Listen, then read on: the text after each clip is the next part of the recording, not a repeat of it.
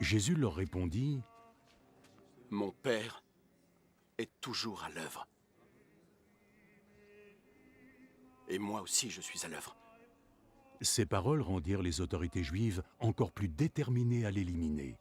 Pas seulement parce qu'il avait enfreint la loi du sabbat, mais parce qu'il disait que Dieu était son propre Père, et ainsi il se faisait l'égal de Dieu. Alors Jésus leur déclara, « En vérité, je vous le dis, le Fils ne peut rien faire par lui-même.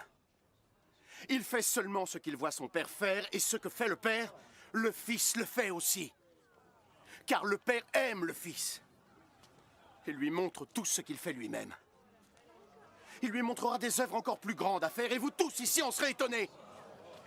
Tout comme le Père relève les morts et les rend à la vie, de la même façon, le Fils donne la vie à qui il veut.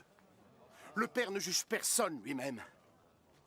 Il a donné au Fils tout pouvoir pour juger, de sorte que tous doivent honorer le Fils comme ils honorent le Père.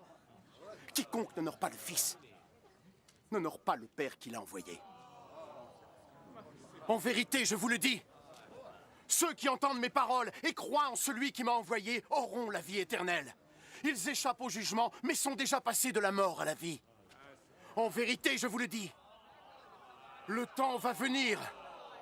Le temps est déjà venu où les morts vont entendre la voix du Fils de Dieu. Et ceux qui l'auront entendu vivront. Tel que le Père lui-même est source de vie, de la même manière, il a créé son Fils pour être aussi source de vie. Et lui a donné le pouvoir de juger parce qu'il est le Fils de l'homme.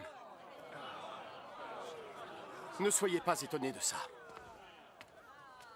L'heure approche où tous les morts entendront sa voix et sortiront de leur tombeau. Ceux qui auront fait le bien ressusciteront et vivront.